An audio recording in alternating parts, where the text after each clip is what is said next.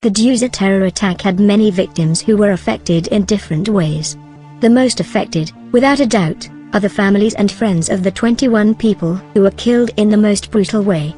There are also those who are wounded physically and emotionally and will have to spend the coming weeks, months, and even years in some cases to come to terms with the terror incident. The third class of victims are those who were arrested and beaten up in a case of mistaken identity. Nairobi lawyer and businessman member Muri Uki is among those fell victim to the crisis ensued in the first minutes of the events that followed the bombing of Dusit Hotel. Muri Uki was in Riverside area when the Al-Shabaab razed the Dusit complex, and decided to offer assistance. However, he found himself on the wrong side after he was arrested by members of the security forces and quickly bundled into a police vehicle. Fortunately, the senior officers at the police station where he was taken recognized him and was freed shortly after.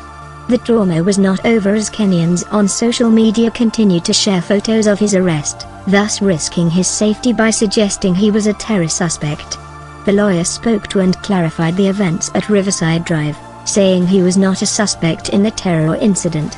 Bryson Wamburi is another person who found escaped the terrorists and later joined in the rescue of civilians at the Dusit complex.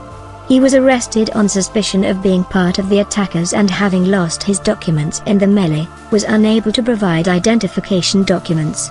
His arrest led to tea where Kenyans on social media pressed on the government to release him.